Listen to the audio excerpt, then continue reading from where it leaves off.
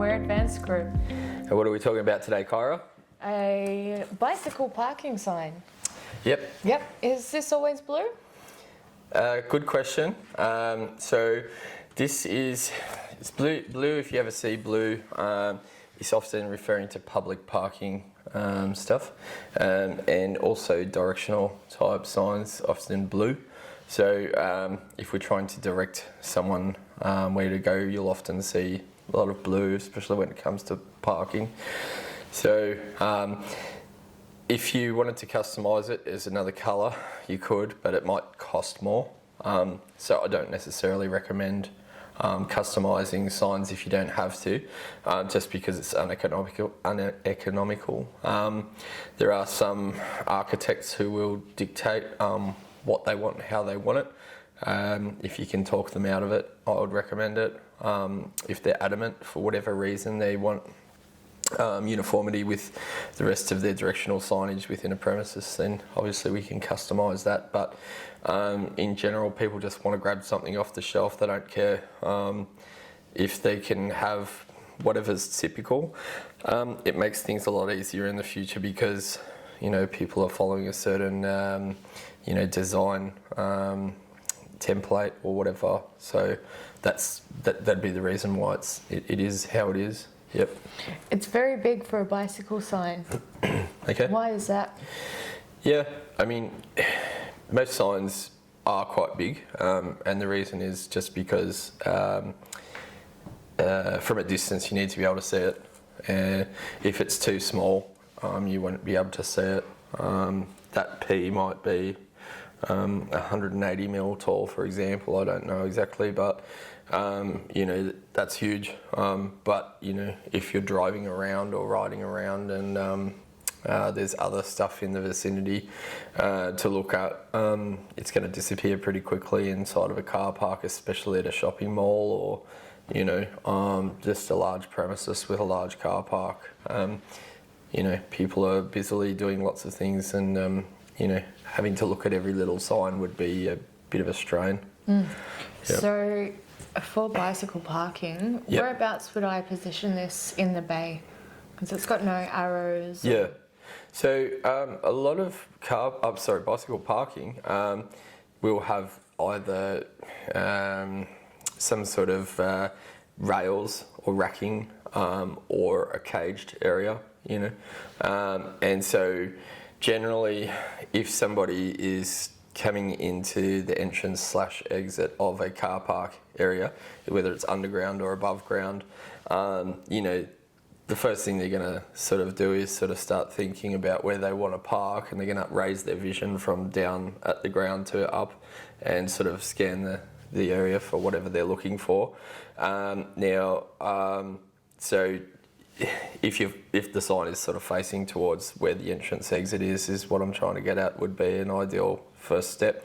Some people will have arrowed route for bicycles for the parking. So if you say, for example, saw an arrow pointing up, that would mean forward towards the parking, left or right or whatever, to direct them to the parking area.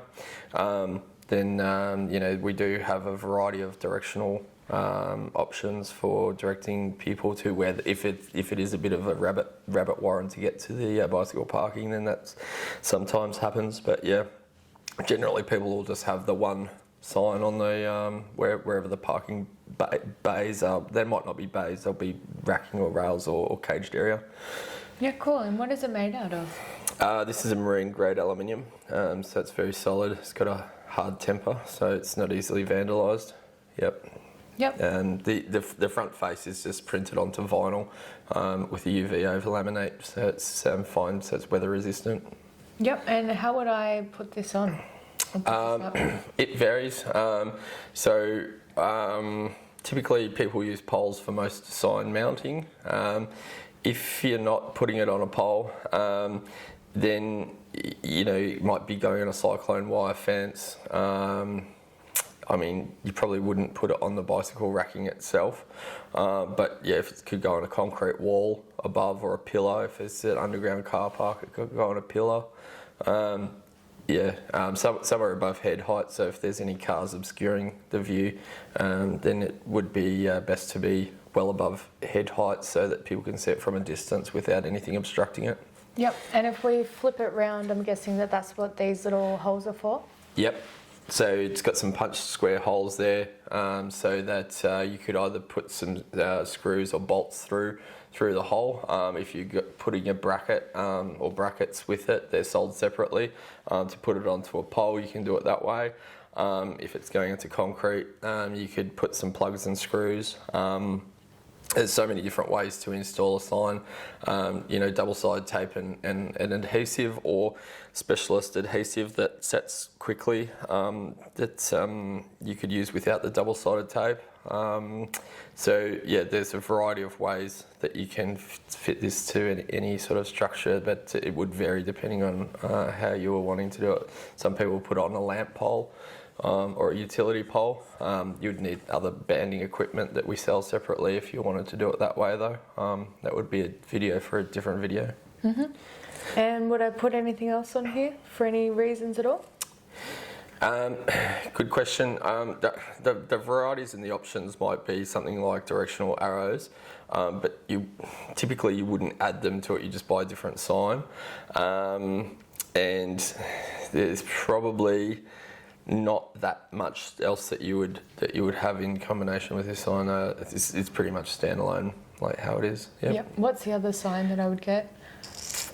If I wanted to, put arrows, you said that I'd need a different sign. Yeah. So if you were typing in bicycle parking sign on the website, you might see some of these with an arrow already. Or if, say for example, this sign had an option for left arrow, right arrow, or forward arrow, then those sorts of things might already be by default available within the listing. So yeah, it depends, and I forget exactly what the options are with this sign, but there's not a lot of options. Yep. Mm-hmm. Cool.